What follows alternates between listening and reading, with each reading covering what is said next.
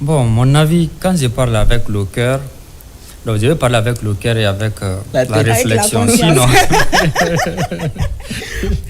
vous savez, la tromperie ici, c'est l'une des épreuves les plus difficiles qu'un couple peut traverser. Parce qu'il y a des difficultés liées à la fertilité, il y a des difficultés liées ici aux finances, à l'économie, il y a les difficultés liées à la pression sociale, il y a beaucoup d'autres difficultés. Mais la tromperie, c'est autre chose parce que ça provoque pas mal de situations dans la vie d'un couple, déstabiliser totalement la situation émotionnelle, il y a crise de confiance, il y a pas mal de paramètres qui peuvent rentrer en jeu pour déstabiliser le couple en un mot. Maintenant, on vous a trompé une fois, on vous a trompé deux fois, quittez la relation. Ça, c'est mon cœur qui parle. Maintenant, quand on prend sur la réflexion, on a quitté carrément la relation, hein, parce que c'est sentir trahi par une personne que vous avez aimé de tout votre cœur, surtout si vous êtes marié. Hein, c'est comme ça que je parle, je m'adresse aux mariés. Surtout si vous êtes marié.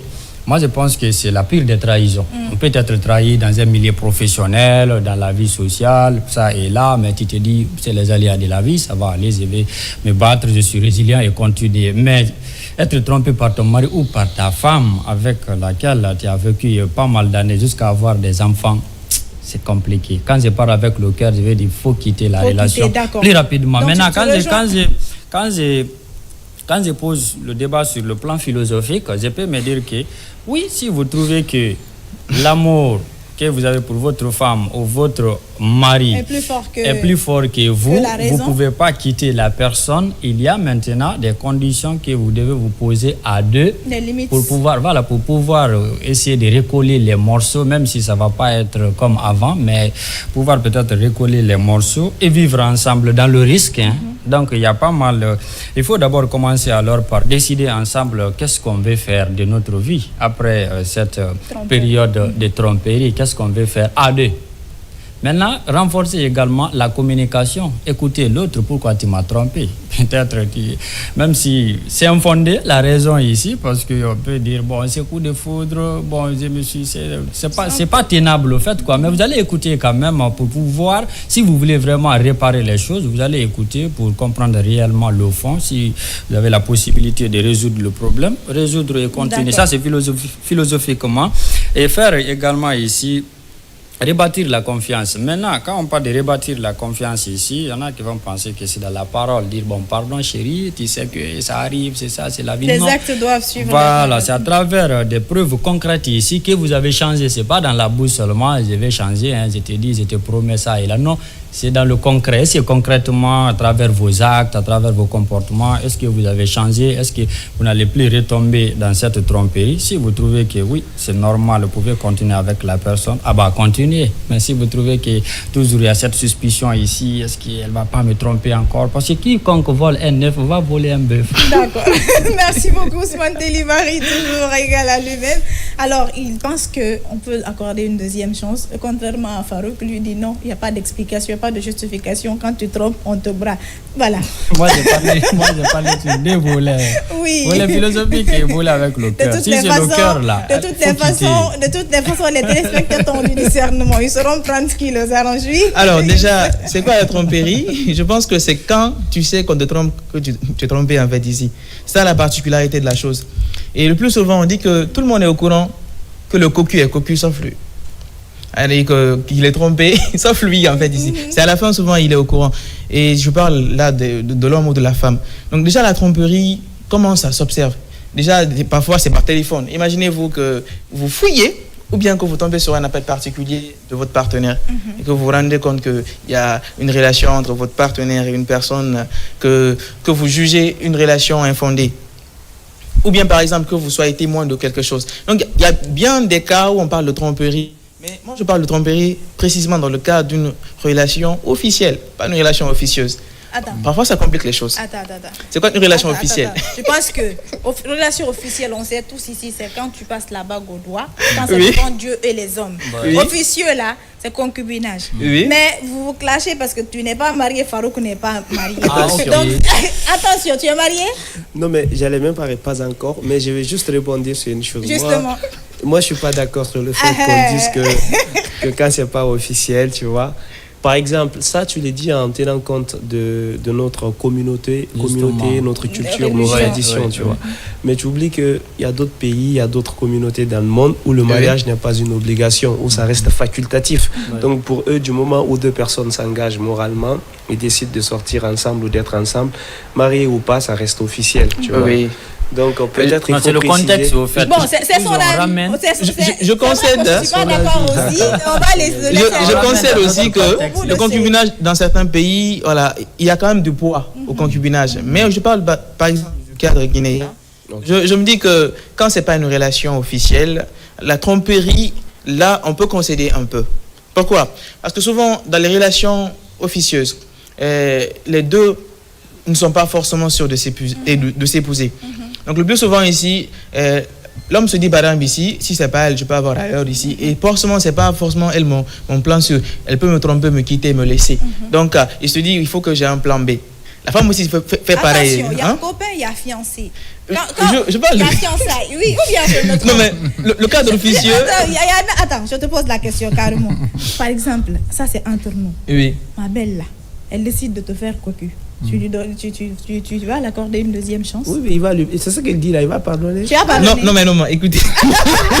Non, pas de mec qui tienne. Non, mais ne me mettez pas, hein. Non, il n'y a pas de mec qui tienne. Il ne faut pas dire une chose et appliquer son contraire. Justement.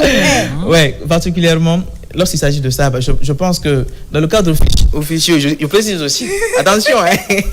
Moi, mon cas est particulier. Officier, il a résumé, l'artiste a résumé. Officier ou officiel, moi je pense qu'une relation doit être bâtie sur la confiance. Quand il y a tromperie, on peut avoir confiance et tromper, non, Yous? Parce que... Ce que je disais en fait ici, c'est que je parle dans un cadre ouvert. Parfois, il arrive que les dames tombent sur un monsieur qui lui promet la lune, après qui se marie à sa cousine. Donc ça fait qu'il y a toujours cette envie d'avoir un plan de sécurité, de s'accrocher à quelque chose. C'est pourquoi dans certains cas, je cautionne ici. Maintenant, dans le cas de figure ici où les deux partenaires, bon, je parle de cadre officieux, les deux partenaires ici n'ont pas de raison de tromper. Parce qu'il y a ça aussi. Quand tu n'as pas de raison de tromper, vraiment on dit aussi qu'il n'y a pas de raison de tromper, mais parfois il y a des raisons qui nous poussent à dévier parfois. Quand tu as un partenaire par exemple ici qui n'assume pas ses responsabilités, quand tu as un partenaire qui parfois ne donne pas, en fait tu n'es pas un partenaire qui inspire confiance, parfois tu te trompes. Et mon avis, il faut quitter. Oui, non, donc parfois il arrive ici, non mais... Mettez-vous à la place de certaines personnes. On n'est pas dans le cas ici de OFK ou de Youssouf. Il y a beaucoup de personnes qui vivent ça. C'est qu'il dit, je pense que c'est aussi important. Parce que le plus souvent, quand on est dans une relation où on ne se sent pas à l'aise, on ne se sent pas à l'aise et qu'on se dise, c'est moi qui m'investis plus dans la chose et l'autre... Il s'en vaut. Voilà, il n'y a pas de réciprocité. Faut quitter. Tu vois un peu? Moi, je le rejoins. Voilà, tu vois un peu. Donc, dans cette relation, mais il y en a qui s'attachent. Hein?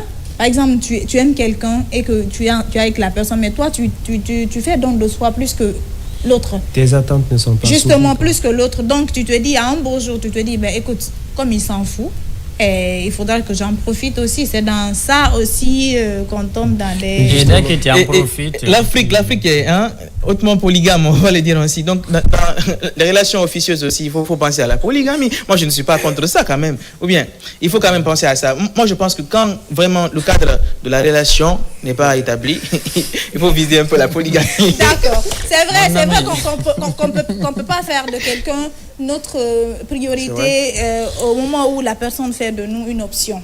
Il faudrait franchement que vous soyez sur la même longueur d'onde. Quand tu es la priorité de quelqu'un, il devient forcément ta priorité. Mais dans ta tête, si tu prends conscience que tu es une option pour cette personne, tu n'es pas obligé de tromper. Mais tu as en tout cas la lourde tâche ou le choix de te préférer. Okay. Bon, moi je pense que je vais résumer par ça. Il y a un problème. Il y a une situation qui n'est pas développée chez nous ici. C'est la psychologue ou consultant psychologue ou peut-être un conseiller conjugal, même si le monsieur qui t'avait envoyé l'autre fois ici sur le plateau ici, il connaît très bien dedans. Je pense monsieur Sibi, voilà. Sexologue. Ce monsieur-là. Tu vois un peu, je pense qu'avant d'arriver à ce niveau, à ce stade-là, si vous voyez que votre couple, ça ne va pas, c'est mieux de chercher un conseiller extérieur. Souvent, aujourd'hui, ici, le conseiller même lui cherche conseil. Moi, je pense que on va pas rentrer dans ça.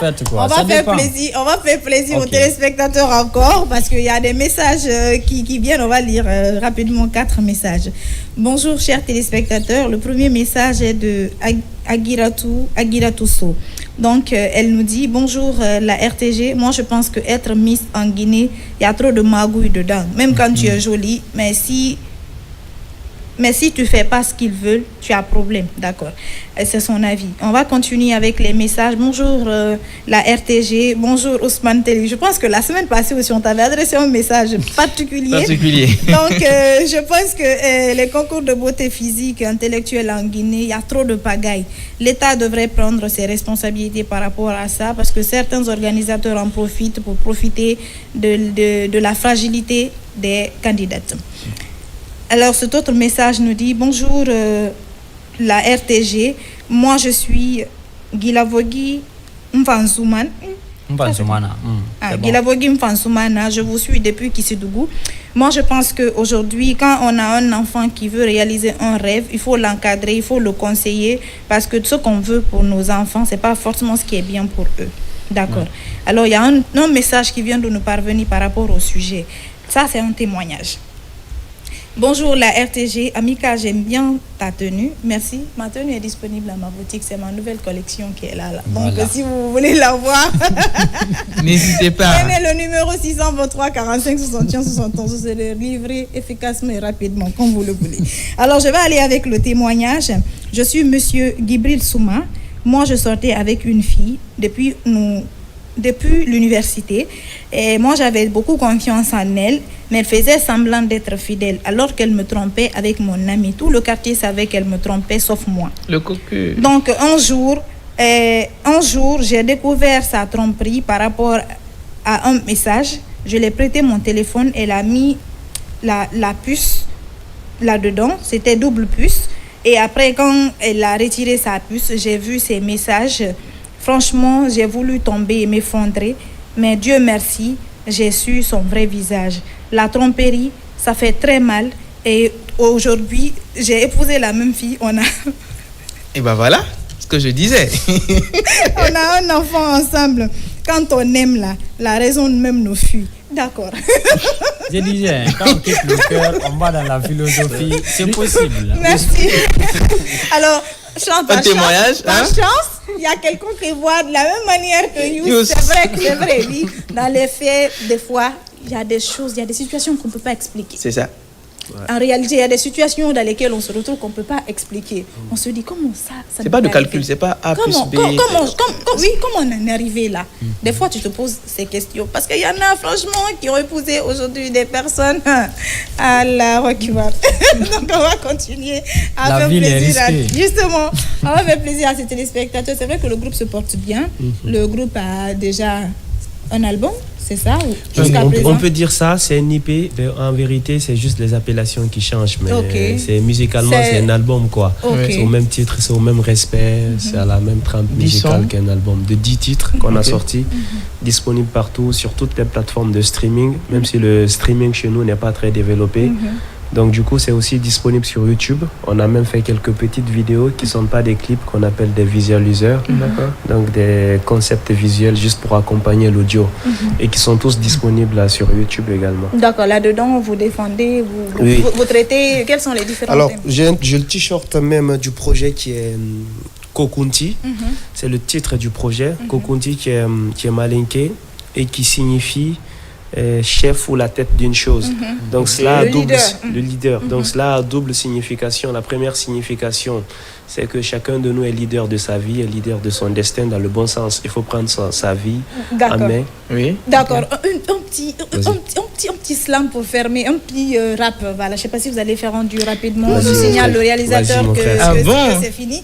Rapidement. Junior, accepte ça, s'il te plaît. L'art, c'est la vie. L'art, c'est le vis-à-vis de l'âme. L'art, c'est une lame qui tranche les larmes. L'art, c'est le silence qui fait de bruit. L'art, c'est moi et ma science, c'est vous. L'art, c'est doux. L'art, c'est fou. L'art, c'est fait pour plaire, certes. Mais en cherchant à plaire à tout prix, on finit par déplaire. Afora konta ke fendi ko fenke murantindi ko halinte sekilite senda borbo kande kuma kanju John tala dadi masaba otale John di mai ala la setia auto masere kungudu de bondi du ala tema no sabule na bona nyo manote dola donite dodi dola danka dente dodi. Merci beaucoup. J'espère que vous avez aimé. Parce que nous sommes en joie sur ce plateau. On se retrouve demain, voilà, dans cette même émission, sur ce même plateau, MAP téléspectateurs, pour un autre Zénith sur Coloma qui va vous enchanter avec un autre sujet, puisque demain nous allons parler des rythmes africains, mais précisément des rythmes guinéens. Comment reconnaître un rythme guinéen? Et voilà, donc comment mettre au goût du jour nos valeurs culturelles. Parce que la mondialisation est là, il faudrait qu'on suive le développement du numérique du monde. Il faudrait que franchement on mette au goût du jour tout ce qu'on a aujourd'hui comme richesse culturelle. Le plus souvent on dit ici en Guinée que les artistes préfèrent tout ce qui est moderne, oublient le traditionnel, mais les deux pourront faire bon ménage et faire développer le pays. Merci à vous d'avoir pris un peu de votre temps pour nous suivre. Merci à Farouk, merci à Yous, merci à Ousmane Telli et aux deux Miss qui ont précédé, bien évidemment Farouk. Merci à vous, chers téléspectateurs. On n'oublie pas les cadres de la régie finale, des cadres, des réalisateurs et de mon assistante. Au revoir.